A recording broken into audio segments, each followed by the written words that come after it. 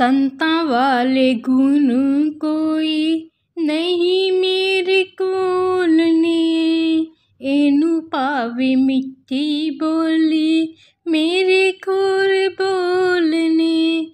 मिठी मिठी बोली मेरी देओ जी बना, जिदे नाल रीझ पवे मेरा शहनशाह। नमस्कार, धन निरंकार। मैं श्वेता वर्मा आज आप जी के सामने किरदार विषय पर अपने भाव रखूंगी। किरदार का अर्थ होता है आचरण, चरित्र।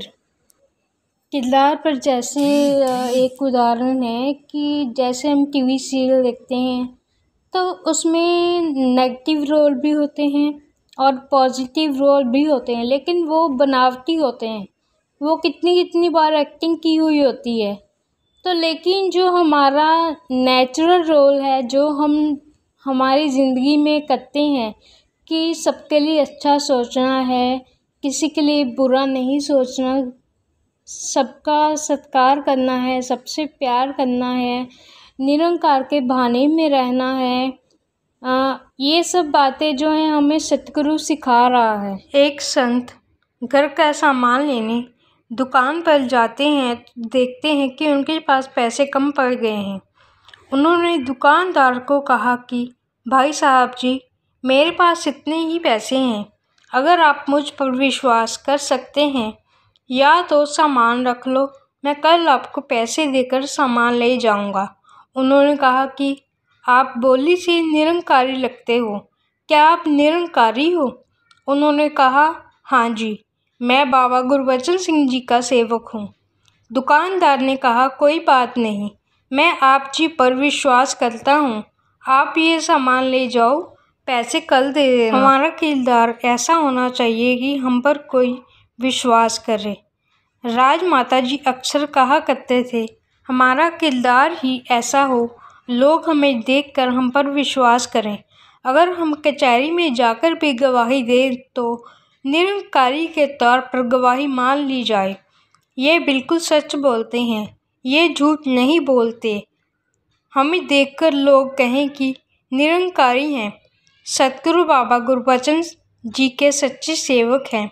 जब राजमाता ने यह बात कही तो सतगुरु बाबा गुरबचन सिंह जी सतगुरु के रूप में प्रकट थे। हमारा जो किरदार है साफ सुथरा होना चाहिए, अच्छा होना चाहिए, हमारा लेन देन अच्छा होना चाहिए, कोई हमारे ऊपर उंगली ना उठाए। राजमाता जी ने कहा कि अगर हमने देखना है कि दाल गली है कि नहीं, तो हमने दाल का एक दाना उठाकर ही देखना है, पूरे बर्तन को उठाकर नहीं देखना पड़ता। ऐसे ही एक निरंकारी का सही पता चल जाता है कि निरंकारी कैसे होते हैं। इसलिए हमें अपना किरदार बहुत ही सुंदर बनाना है। चरित्र ही व्यक्तित्व है। अच्छा व्यवहार, उत्तम किरदार ही गुरसिक की पहचान होती है। मधुर वाणी, नम्रता, निश्चल लेन देन जैसे गुणों से ही गुरसिक समाज को प्रभावित कर सकता है। वह अपने चरित्र व व्यवहार के प्रति सदैव चेतन रहता है। गुरमुख मन रूपी धरती में सच का बीज बोता है। इसी से जीवन में मानवता के सभी गुण भर सकते हैं। एक सच्चा इंसान ही सच्चा धर्मी हो सकता है, जो अपने यश की आशा रखता है। यश व मान सत्कार उससे कोसों दूर भागते हैं और जो सहज भाव से अपना कर्म करता रहता है, यश, इज्जत, शोहरत उसे सहज ही प्राप्त हो जाते हैं। सदैव अपने अवगुणों और दूसरों के गुण देखने हैं। बुरे से बुरे व्यक्ति में भी प्रभु ने कोई न कोई गुण रखा है। उसके गुण को ढूंढने, अपनाने तथा उसके अवगुण को नज़रअंदाज करने में ही जीवन का आनंद है। निरंकार एवं सतगुरु की सहायता उन्हें मिलती है जिनके हृदय में दया, करुणा, प्रेम, विशालता एवं सद्भावना का वास रहता है। जो दूसरे की भलाई की कामना करता है, प्रभु की ओर से उसका भला सहज में ही हो जाता है। निरंकार हम सबको एक ऐसे किरदार बना दे, जिस तरह राजमाता जी भी अक्सर विचारों में कहते थे कि हमें एक ऐसी बोरी बने कि जहाँ पे भी उस बोरी में छेद किया जाए सिर्फ जीवन के रूप में ही निकलता जाए। कहीं किसी को एक ऐसा दृश्य ना कभी देखना पड़े, हम कुछ और बोल रहे हैं और हमारा किरदार कुछ और दिखाई दे रहा है। बिल्कुल अपने किरदार से ही सबको प्रेरित करें। सतगुरु माता सुदीक्षा सविंदर हरदेव जी महाराज जी ने भी अपने विचारों में फरमाया कि आज जहाँ सभी इकट्ठे होकर इस परम पिता परमात्मा, इस निरंकार का यशोगान कर रहे हैं, तो कैसे हर एक के वही भाव कि इस परमात्मा को जाना जा सकता है। और यही परमात्मा है जो हम सबके अंदर भी है, बाहर भी है, कण कण में है। तो इसको जानने के बाद ही इसकी भक्ति की जा सकती है।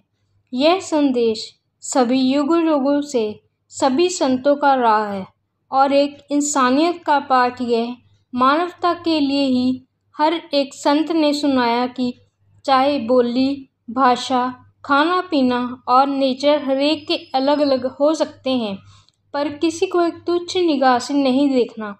हर एक को अपने सर का ताज मानना है। हर एक को अपने से या अपने जितना कम से कम तो माने।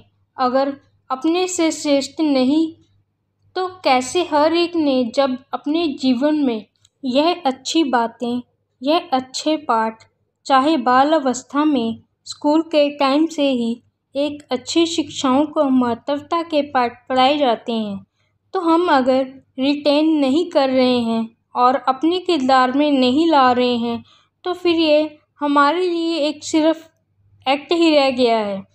तो उसे ना हम फोकस करें कि ये बातें हम अपने अंदर बिठाने, इस तरह है एक हमारा व्यवहार नेचुरल सा ही हो जाए।